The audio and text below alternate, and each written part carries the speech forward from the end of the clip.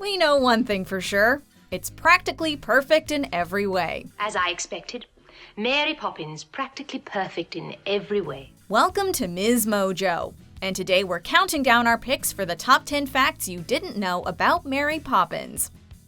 Before we begin, we publish new content every day, so be sure to subscribe to our channel and ring the bell to get notified about our latest videos.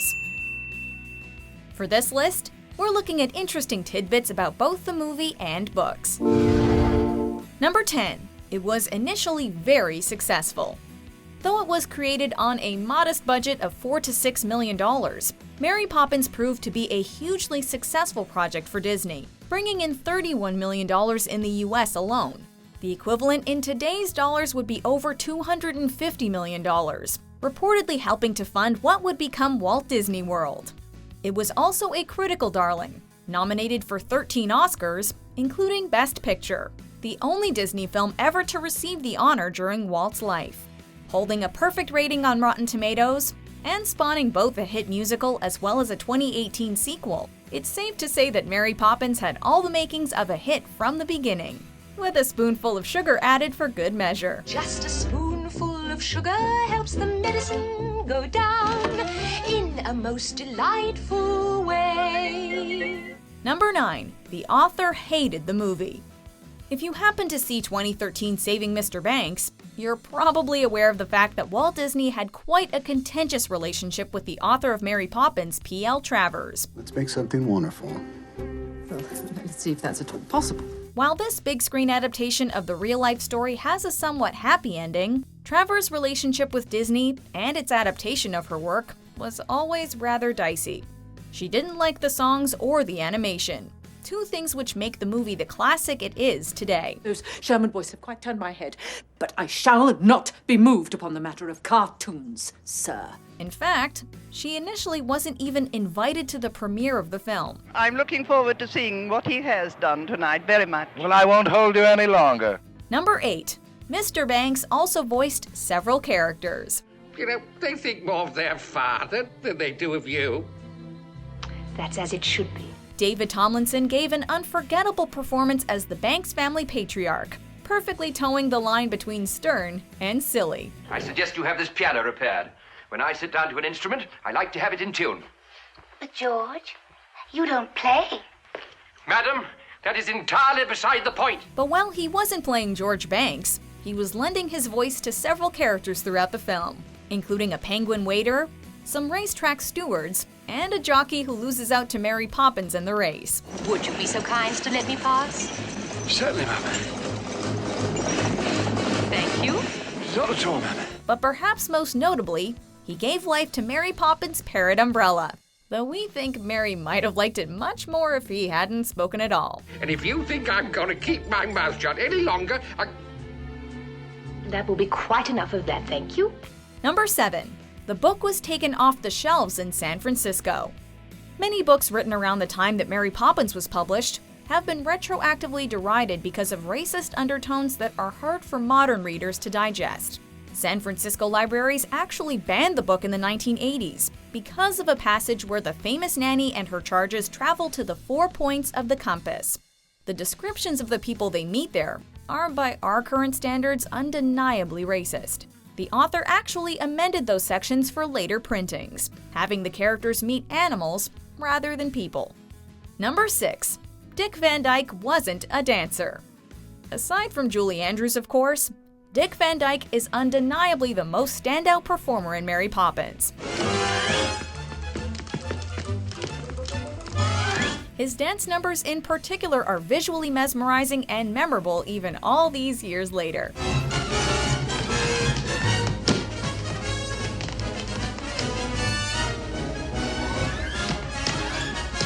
In fact, though, Van Dyke was not a trained dancer, and had only very recently picked up the skill when he starred in the Broadway production of Bye Bye Birdie. I got the part, but when Gala Champion said, "You have the part," I said, "Well, Mr. Champion, I don't dance." He says, "That's right, Will." And that's where I learned to dance.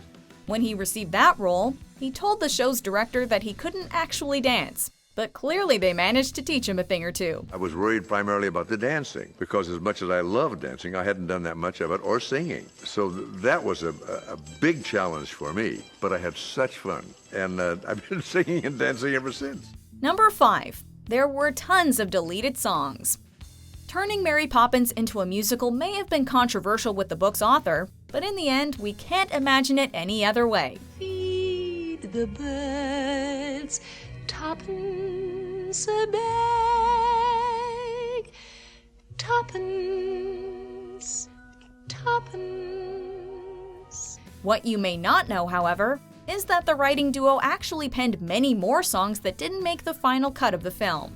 A total of approximately 30 songs were written, such as the Chimpanzoo. If you're boisterous and bumptious, you're grist for the chimpanzee. If you're overly rambunctious, you're whisked to Timbuktu. In fact, many songs were written for Mary Poppins, but later saw the light of day in later Disney projects, such as The Beautiful Bryony, a very memorable sequence from another Disney David Tomlinson collaboration, Bedknobs and Broomsticks. Bobbing along, singing a song on the bottom of the beautiful briny sea. Number 4. There were many book-to-movie changes. In any adaptation of a book for the big screen, changes have to be made in the interest of time and comprehensiveness. Mary Poppins is no exception, though there were also some artistic alterations made on top of the usual cutting of scenes. Mary herself is much softer in the films, and more palatable for a wide audience. Item 4. You must be kind. I am kind, but extremely firm.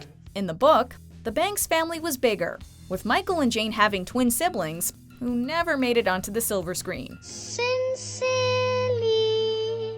Jane and Michael Banks. And the character of Bert, the version we've come to love in the film, is actually a combination of characters from the book, the Matchman and the Sweep. Chim chimney, chim chimney, chim chim chiree. A sweep is as lucky can be. Chim chimney, chim chimney, chim chim chiroo. Good luck, we're above when I shake hands with you. Number 3. Someone's to blame for that Cockney accent. For years, even the biggest fans of the film have derided Dick Van Dyke's accent in Mary Poppins. Comical poem, suitable for the occasion, extemporized and thought up before your very eyes. Van Dyke is, of course, American, and even he has called it the, quote, most atrocious Cockney accent in the history of cinema, and made a formal apology for it. The actor has come to his own defense, though, saying that the vocal coach that was hired for him was actually Irish, which wasn't very helpful. Sometimes I notice in the film, I almost get it. In other scenes, it isn't there at all. Van Dyke even went as far as saying that, quote, he didn't do an accent any better than I did. Ouch. Now how does that sound?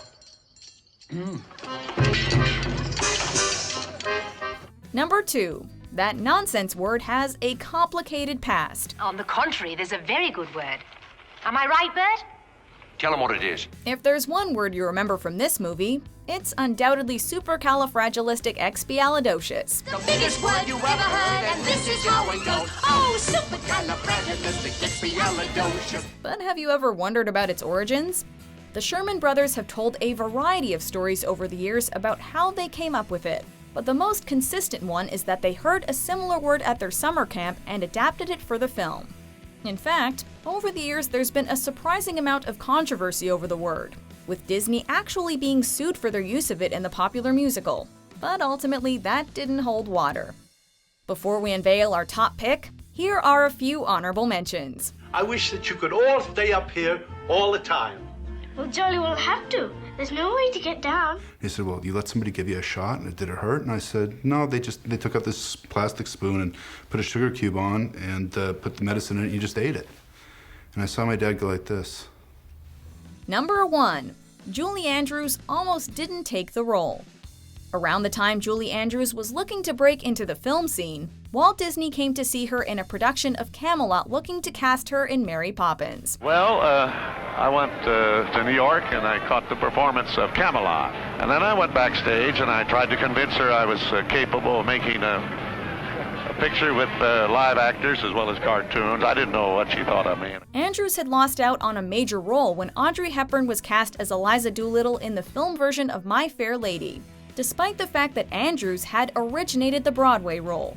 On top of that, Andrews was pregnant when she was approached to play Mary, but the producers agreed that they would wait until after she had given birth to begin filming. Oh, Mr. Disney, I have to tell you, I'm having a baby in 6 months. And he said, well, that's all right, we'll wait. And he did. Wow, really? Ultimately, had Andrews played Eliza, she probably wouldn't have been able to play the beloved nanny. Goodbye, Mary Poppins.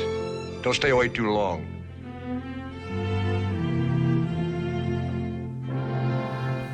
Do you agree with our picks? Check out these other great clips from MsMojo and be sure to subscribe and ring the bell to be notified about our latest videos.